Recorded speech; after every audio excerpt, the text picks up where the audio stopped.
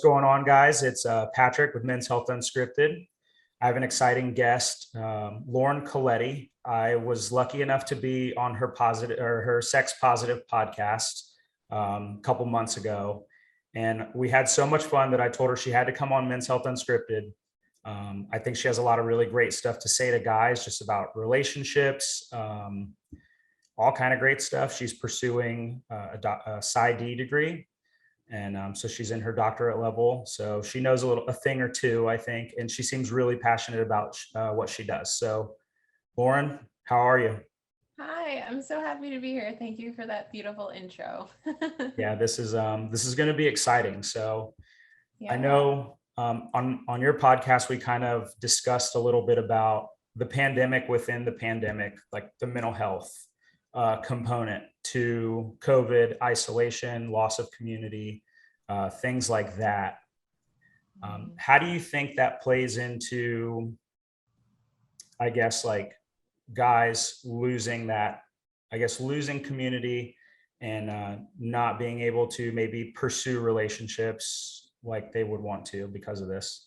Of course. Yeah. I think something that's so underrated in our society, we talk so much about physical health, and now thankfully we're bringing mental health into the mix, but relationships and community are so integral to our species as human. We are tribes. We used to be in packs, and it's really important, the connection piece. And a really great book talks about the loneliness epidemic. And this is an epidemic and a pandemic within a pandemic, like you said, that isn't often discussed enough. And loneliness is one of the top contributing factors to premature death.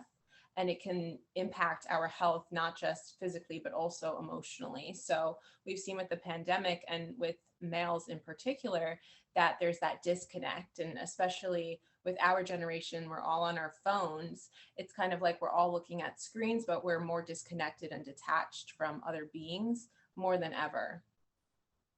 Yeah, it's actually heard a statistic. It's a little bit off the relationship course, but people with Alzheimer's develop amyloid plaques at a much faster rate when they're in isolation. So I Mm. think that has something to say just about mental health in general and that importance of community. For sure. And we even see, if you take a look at our criminal justice system, right, the worst possible, besides the death penalty, of course, but the worst possible punishment is solitary confinement, and how inhumane. And you can see that after a few weeks or months, people start to actually go stir crazy when they're left in this confined, isolated state. And we even see this in our day to day lives with friendships, not being in touch with our coworkers and as much, not being able to go out and get a drink or at a limited capacity. And we're all starting to feel it collectively. It's been a couple years now, and we see that the rates of suicide and attempted suicide are increasing at staggering rates. Yeah, absolutely. I was kind of thinking about it the other day and discussing it with a friend is how suicide rates have gone up. And it's one of those things that we're so focused on COVID because so many people have passed away, unfortunately, that, what's the next toll is like non-related COVID suicide due to the isolation. And it's a huge issue in men's mental health. And since we're a men's health podcast, we focus on that.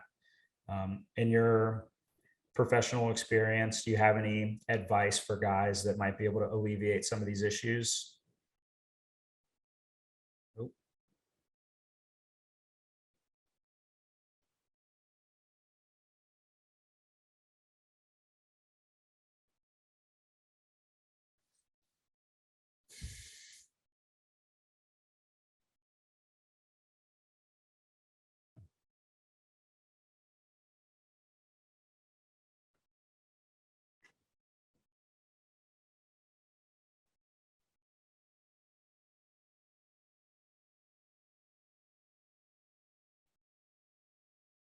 I've lost you. I know. I was like, uh-oh, do I have to send another invite? Thank you so much for coming back.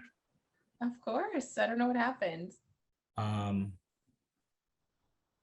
we'll chalk that one up to technical difficulties. I don't remember where we were at because I panicked. Um, not really. Oh no, I finished, I was talking about the rates of suicide and depression. Did you hear that piece? Yes. And then I stopped after that sentence and it was just kind of blank. Okay. So I'll just clap again so I know where I'll start recording, and then we'll do a little fun editing. Sounds good. So we're back, had a short moment of technical difficulties. But Lauren, you're kind of talking a little bit about suicide rates, depression because of this isolation. And since we're a men's health podcast, let's kind of go from the men's health side of this. What in your professional experience, have you seen anything that works to kind of help alleviate some of this mental health strain that's happening because of this? I mean, we learn about medication. So just like in your end of the psychology end, is there some expertise you can provide to this? Of course. So if you are struggling with severe mental health issues, I would highly suggest, first and foremost, safety is most important. A lot of people lose their lives to mental health illnesses and things of that matter. So it's really, really important to kind of put your pride aside and realize that mental health is just as real as any other sort of physical health disorder. So seeking the help of a licensed professional counselor, therapist, and if in a crisis, for sure, seeking help of a psychiatrist or psychiatric nurse practitioner is really important. And the sad thing about mental health is that people think it is a personal character defect, and they think it's a flaw of themselves, when really it could be simply a neurological or biological wiring or genetic of that matter. And then on the other side, it could be social and emotional factors as well. So taking a really strong look at your support system. If people are trying to recover from addiction or substance abuse, in studies, they show that people that have that support and that emotional connection with friends, family, treatment team, they recover and they stay sober at drastically higher rates than those who are kind of doing it on their own. So that two things need to be said, as well as just finding yourself again, doing things that you like, whether that's a hobby or a community thing, like a support group online. Everyone has different interests and hobbies that they enjoy, and it's kind of important to prioritize them rather than put them on the back burner and say, if I have time, I will go to that yoga class. If, work doesn't go over, I will journal for 10 minutes. It's really prioritizing your self-care is super important for all of the sexes, no matter if it's a female, male, or somewhere in between. For sure. It's, I think a lot of people sometimes misinterpret like selfishness for self-care, and or say like maybe feel guilty, like, oh, I'm doing this and I could be, doing this for this other person, family member, whatever.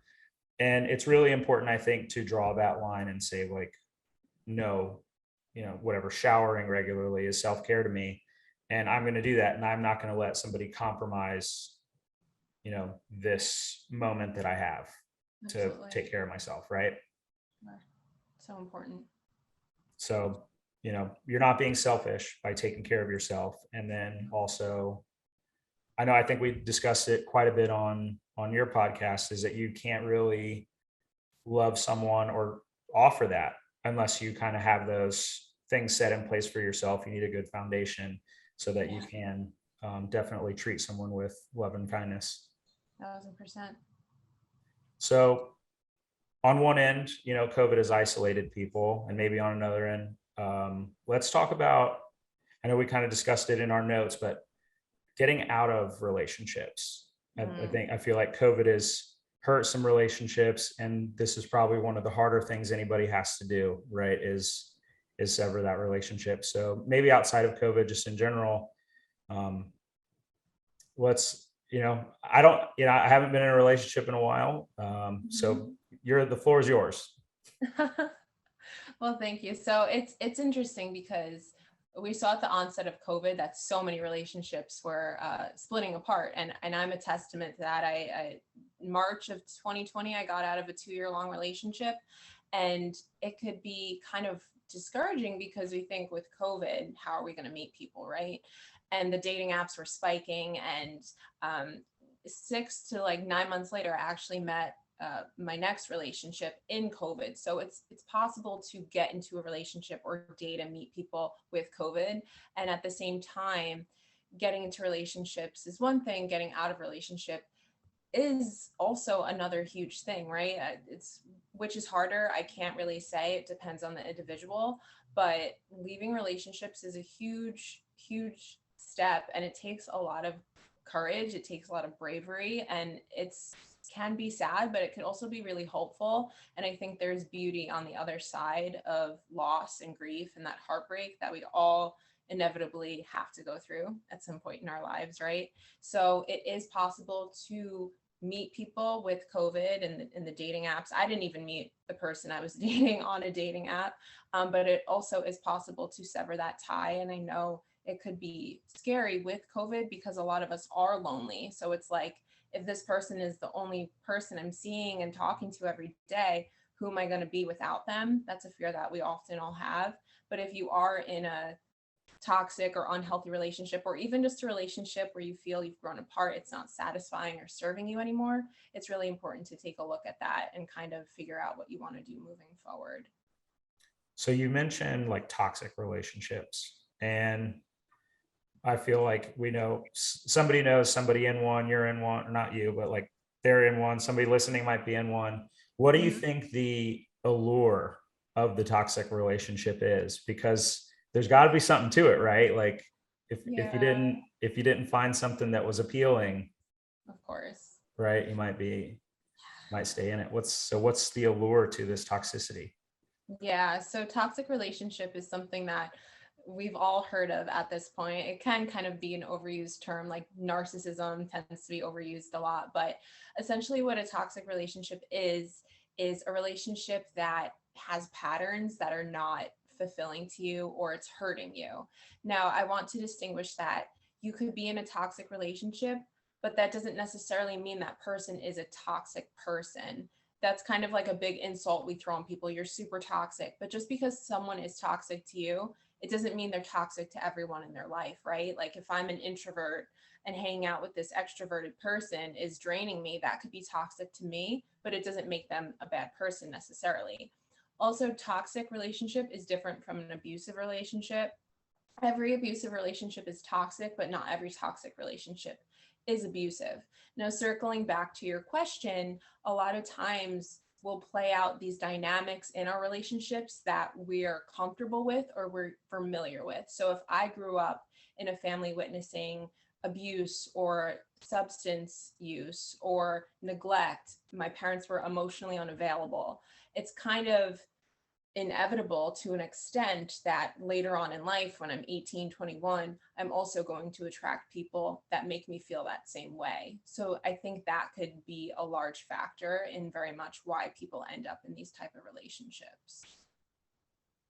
Wow, that's a really good point, and I definitely appreciate you explaining the difference um, in defining those different types of relationships. So, with kind of all that being said, you're kind of identifying with potentially a childhood, which makes sense. Um, how does I get kind of thinking of, okay, so how does a toxic relationship um, basically, can it harm one person and like another person kind of thrive? Is it detrimental to both parties? I'm just kind of trying to wrap my head a little bit more around it. Yeah, it's a really good question. I think it's varied, right? So if I'm in a relationship and I'm extremely unhappy, I think even on a spiritual level, subconsciously, that other person has to be feeling it to an extent.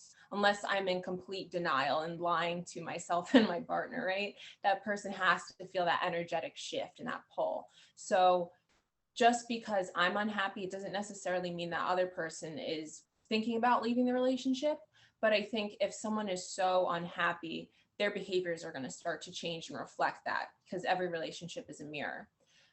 The other question that you asked is that if someone is toxic, does that mean that they're toxic to everyone or everyone's going to feel that? I think it really depends, right? So if I'm in a relationship and I say, this is toxic for me, the next relationship that person gets in, their partner might really enjoy their company, right? We've all been there where we're in a relationship and our partner like cheats on us, for example, but then the next relationship they get in, they're with that person for 10, 20 years, they get married and they have a flourishing life. And we're kind of just like, what the hell?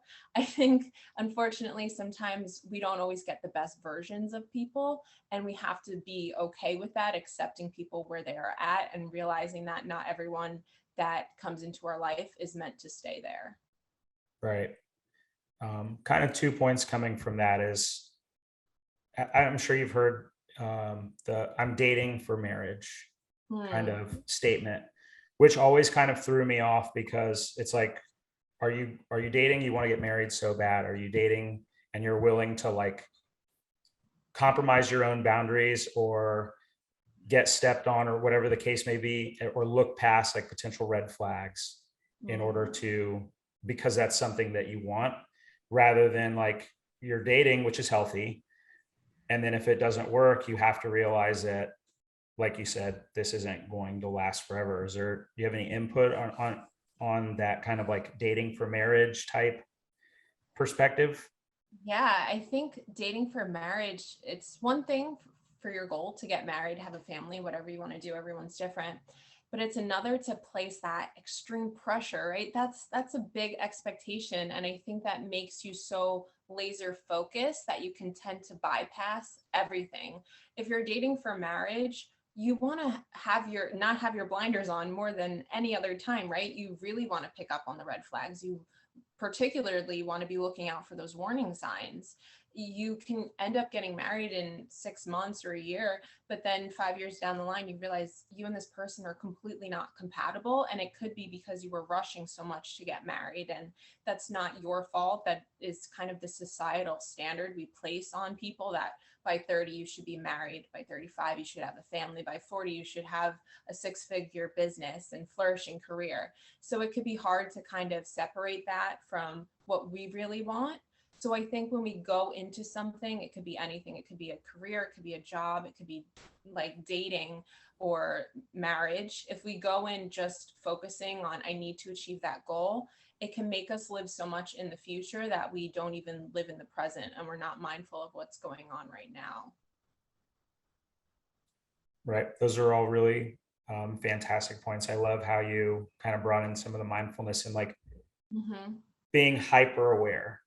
Right. And I think there's so much, as far as like society, we have to focus on all these little things, but really being aware of our surroundings, being aware of everything that we're receiving is Mm. super important because you can, you know, set those boundaries and say, like, I can't live this way. And I feel like sometimes it sucks because it's hard to maybe find the people that fit those places, but also when you start compromising yourself, I mean, I've seen it working in different fields where like somebody comes in and they've been married for 30 years and they like don't know who they are.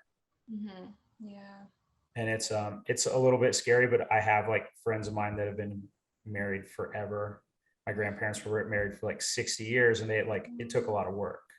Of course, yeah. Relationships take a lot of work and people aren't goalposts for us to use, right? To get to where we want to be. So if you are looking to get married, the best thing I could tell you is just ask, maybe after a month or a couple dates, see what those person's relationship or long-term goals are. And if they're like, nope, marriage is absolutely not for me, then perhaps move on. But don't make it the end all be all, right? If you are 5 years into a relationship, you're really happy and you want to have that discussion, then bring it up. But I think we can't use people to fulfill our needs. It's just, we'll ultimately always never be satisfied if we do that. So do you have any kind of since this is a men's health podcast, like 85% of the people are guys, so more so speaking to the men out there, how would you kind of tell them in your clinical experience, like what's the best way to be present in a relationship and kind of really point out different things that you can take and like or send off and then kind of receive as well? Yeah, that's a really good question. So it all comes down to the end of the day communicating. If you're in a relationship and you're focusing so much on the future or the past, try to be present with your partner by just I think something that a lot of us are guilty of, we don't accept the person for who they are. We are infatuated or in love with this idealized version that we make them out to be in our head, right? We project our fantasies, our insecurities onto the other person, and we date them for their potential. So when we date someone for who they could be and not for who they are, we do ourselves and we do that other person a disservice. And it can be very hard to be present in that relationship because we're so hyper focused, as you said, on getting somewhere or changing them. If we have things in our mind about our partner that we don't like, that's very normal, right? We all have like our pet peeves or something our partner does that irritates us. But if we're so focused and banked on them changing in order for us to be happy, then you're just going to be disappointed, and you should probably consider maybe leaving the relationship, because no one wants to be a passion project. No one wants to be put into this box of you have to be fixed and I'm going to help you. And a lot of times, especially if we have a big heart and we're empathic, we think we could help or heal someone. And I think that really takes us out of the present moment with our partners. Sure. The other thought that kind of comes to mind is when you're saying dating somebody for their potential, I feel like doesn't that put a pretty unfair expectation on the other person? Yeah, completely. I was in a relationship where I could tell that the person didn't really, there were so many things he didn't like about me, and I was just kind of like, why are you dating me then? Like, maybe we're just better off as friends, you know? And it's very unfair. A lot of us do it. We've all been there. I've done it before. And it's just realizing that we can't love someone if we're trying to control them at the same time. And I think that's a form of us putting ourselves up on this pedestal and giving ourselves this power. None of us can play God in a relationship. We don't have the power to change someone. Yeah, that's a really good point. So I kind of want to transition a little bit and talk about something that we've never discussed on the podcast, dealing with sexual abuse. This was something you and I discussed before. I feel like we really touched on relationships pretty well. But there's plenty of guys out there that have experienced it. And while it's not something I have experienced myself, I want to look out for the men out there that may have. So, can you kind of go into a little bit of your expertise on helping men overcome this or cope with it daily in a healthy manner? Yeah, when we talk about sexual abuse, it's what we, unfortunately, our society places, and sexual abuse and assault and rape are rampant in all people of all genders, of all ages, of all socioeconomic statuses. So no one is immune to it. If you're a man, a woman, white, black, it doesn't matter. Statistics show that 1 in 6 men are impacted by sexual violence, and 1 in roughly 4 women are impacted by sexual violence. So if it's not you, it's someone that you know. And it, those are just the statistics, and statistics are just what we report and we find. So it could be even more than that. But there's a lot of compassion and empathy for women in society. There's also a lot of slut shaming and victim blaming, but I think it's even more so like with men, there's not really that safe space as of right now. And I wish there was, and hopefully one day there will be. But there's an extra stigma attached to it, and even more shame, unfortunately, that so many people, they hide it and they repress it so much that they pretend it never even happened. So just knowing that if you are a male that was abused or assaulted in your lifetime, that someone that was also impacted in this way, and it is nothing to be ashamed of. It's nothing to be embarrassed of. A lot of people hold a lot of humiliation and guilt, and they take it out on themselves and sometimes even others, because you're carrying such a large, heavy secret, and it can be so smothering and you can feel like you're drowning. So I really encourage you to reach out to a community group, get professional help, know that you're not alone, and this is something that you can live with and you can overcome. It's interesting that you mentioned like repression, right? Repression of these actions towards someone. How have I guess, how have you seen, or in what ways do you feel like this re-manifests itself? So if you're pretending like this event never occurred and not fully, going to a community group, or finding that sense of community like we discussed before, um, what ways do you think can some serious self-harm and others harm can come out of this? So, you know, Yeah. Yeah. So mental health issues or problems can rampify the older you get and the longer you're burying this down in yourself. Substance abuse, addiction, gambling, sex addiction, just aggressive or unsatisfying relationships, perhaps even violence towards yourself or someone else, like you said, self-harm, depression, sadness, aggressive feelings, all this anger stuffed inside of us, feeling empty, irritable, hopeless, loss of interest in work or family, just this helpless feeling. And it shows up pretty frequently in relationships. So you notice that you're having a slew of relationships where you're cheating or the person's cheating on you. So it manifests in every aspect of our life, even physical health, right? Like heart problems, back problems, breathing problems. It has a pretty deep psychosomatic impact on our entire being. yeah, there was this study that we were actually discussing. Me and like a couple of buddies were actually discussing. I've been meaning to bring it up on the podcast. And so basically they took people from the Canadian military that fought in the war in Iraq and Afghanistan, and then they took American citizens that had been in some kind of abusive, traumatic relationship at any point in time in their lives that lasted, I forgot how long, but over a certain amount of time. And so they put these people under like an MRI CT type scan, and they found that given a certain stimulus, the neural network had actually rewired itself to cope with the trauma. I will see if I can refine that study and I'll post it so you can check it out too. But it's like super interesting that our brains actually evolve to deal with trauma. And I think, do you think that's kind of where that gun shy kind of feeling might come from as someone transitions through a relationship or has a bad relationship with a parent, and then, how they treat other people because of that type of gun shy nature? Yeah, PTSD is extremely common. And you mentioned this, not just in vets, but in any type of interpersonal traumatic experience. And I think something that goes along with the repression is the numbing.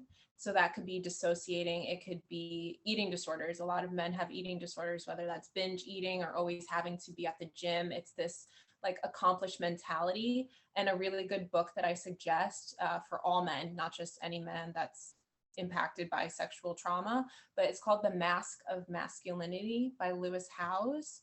He's a sexual assault survivor himself. He's incredible, and it's a really fantastic book to read for all men. I suggest that. But yes, the numbing, and in the relationships, this plays out. A lot of times, I'll give a personal example. So I'm a sexual assault survivor, and I dated someone that was a man, and he experienced molestation as a kid. And I think when we talk about trauma and we're impacted at such a young age, we can go one of two ways. I always say this. We go the route of the helper, the people pleaser, I'll never want someone to feel the way I did, so I over accommodate, I overgive. I'm impulsive, implosive on myself. And then we go the other way, which my ex went that route, where he turned into the aggressor. He was violent, he was abusive, and he became the perpetrator. So I think it's, everyone's impacted differently, but we tend to go one of those two ways. Wow, that's interesting kind of perspective on it. Um, Again, like, I can only imagine just the feeling, the consistent feeling of sadness that someone experiences. Like, there's someone in a second degree relationship of mine that experienced it, and I actually just ended up in a conversation with her about it, and I was like, holy fuck. Like, and I hadn't really been impacted by that in my life or anyone I knew. And finally, like, meeting someone who's dealt with it and who's really trying to do the right healthy things, also there's like a ton of shit. It's so I feel for anyone that has experienced that. Yeah, yeah. Everyone, we know a lot of people that have impacted. I have a lot of girlfriends, and after years of knowing them, they've told me that that has happened to them. I've even known a couple of men, but it's not something that we tend to wear on our sleeve. And we're like, hi, my name's Lauren. I'm a survivor of sexual abuse. Like, so I think knowing that it could be your uncle, it could be your grandpa, it could be your aunt, your sister. We all know someone. Just statistically, if you know 6 people, you know someone that's been impacted. So it's just really having a safe place for compassion for those people and just letting them come forward if they want to and when they're ready. Right. I think this kind of can circle back to the stigma on guys maybe being a victim of sexual assault and the not willingness to kind of come forward and talk about it for fear of feeling weak or emasculine, or however you want to put it. So much of our masculinity is tied into our sexual health, Yeah. and if that gets taken away, then it can really make a guy feel empty and kind of go back into the outward or self-harm. Mm, yeah. And I think that's where we have to kind of redefine our what does masculinity mean, right? Masculinity society holds this standard that you have to be strong, you can't be weak. And someone even said to me the other day, my guy friend, he was like, I hate asking for help. Like, I feel like I'm always supposed to be doing for people. And when I need help myself, it makes me feel weak. And I was kind of just like, I'm so sorry that that's been put on you, that you were made to feel that asking for help is weak, but actually being vulnerable and saying I need help is one of the bravest things that we could do. Right. Yeah, you hit the nail on the head there. And so I think when I was on your podcast, you asked me what the definition of masculinity was. So we'll flip the script on you from the female end who's helped men. What's your definition of masculinity? Yeah, so masculinity from my perspective, since I'm a very like spiritual person, I think of it as an energy. There's femininity and there's masculinity, and they can exist on a spectrum, and they aren't necessarily like polar opposites of one another, but they can be there to help each other and embody those aspects. So masculine energy, everyone has it, whether you're a man or a woman. I'm actually trying to embody more masculine energy because I'm very feminine. I have a very receptive energy, but now I kind of have to step into my own power and harness that masculine energy to go get what I want, assert myself, and things of that nature. So when I think of healthy masculinity, because we've all heard the term toxic masculinity, I don't think masculinity is toxic in its nature. Just like femininity, there could be shadow feminine, there could also be shadow masculine, and then there could be divine feminine and divine masculine. So it's really learning that balance. I think a healthy masculine energy is someone that is also receptive to help, but also be helped. I think it's someone that is assertive. So by assertive, I don't necessarily mean like forceful. It's someone that is able to say no and receive no, as well as say yes when they want to say yes and receive that. It's someone that is communicative. They have healthy boundaries. They know who they are, what's their shit and what's not their shit to carry.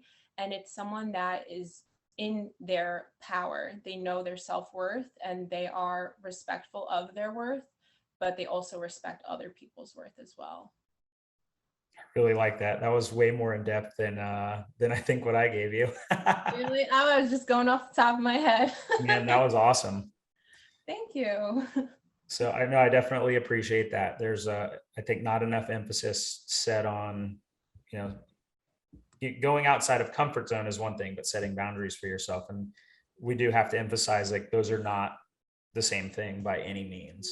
No, yeah. Um, and so just as we kind of wind down a little bit today, tell me a little bit about the Sex Positive podcast. I've listened to some episodes. I really enjoy it. So what's kind of the inspiration behind that, and where are you looking to take it as you move forward? Yeah, thank you so much. I really appreciate that. So I am a very creative person. I'm very shy and introverted. So naturally, I love doing activities where I feel seen and heard, but it's not so outwardly expressive.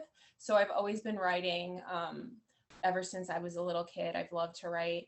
And a couple years ago, I started doing these like video vlogs to myself once a month. I was just like, hi, 20-year-old Lauren, this is what's going on in my life this month. And it kind of was just like a blog to myself of where I was at. So I stopped doing that. And last year I was just like, self-expression is really important to me. I want to be able to use my experiences to help people. And I just started a podcast because I'm not like a camera person. I hate being on video, but using my voice is really, really, that's part of something that helps me to feel authentic. So I made my podcast last September, and it was just kind of a passion project that I dedicated 30 minutes once or twice a week to myself. And I was thinking about stopping it 6 months through. I'm like, you know what? No one cares what I have to say. That's like one of my shadows and wounding that I'm working on. So I was just like, maybe I'll stop it. But then I was like, maybe I'll collaborate with people and see what I could do to play around. And 6 months later, I was like, you know what? So many people are reaching out to me saying my podcast has impacted them and really helped them. And that's really important to me. That makes all the adversity worth it. So we're a little over a year now. I'm at like 15,000 listeners now, which I'm really proud of. And I'm excited to see where it goes. It's all about mental health. I also talk about sexuality, obviously, and I incorporate spirituality into that as well, because I think they all kind of are interconnected. And it's just really fun. I love doing it. It is a blast. I think recently I've been doing some podcasts with everybody, and we all started like during COVID. Yeah. And just like, and I like it because it's people who like to, work, like you work hard, and it's not an easy thing to maintain, but also it's so much fun to see like people saying like, hey, I can have this creative outlet and just kind of hit it. So where Yeah. can we find your podcast? On what platforms are you broadcasted on? Yeah, so I'm broadcasted on Anchor, Overcast, Apple Podcasts, and Spotify are probably the two that most people use. And I also have an Instagram for it, and I'm working on a website, also hard work and dedication to make my website. So that is to be announced soon, but you can find it on Apple and Spotify podcasts. Awesome. Well, guys, if you're listening to this, go listen to Lauren's podcast. She has a lot of great insight. Probably a lot deeper than I'm aware of going into, but she's just like a really fun person, and I was so excited to have you on the show today. Me too. I'm so honored to be here. It's a For privilege. sure, we'll definitely have to do another collaboration. We'll figure Yes. something out, because I think guys like their mental health is so important, and Yes. it's getting really overlooked. So we got to just keep hammering it home and set these guys straight. Absolutely. All right, have a good one, Lauren. Thank you. Thank you.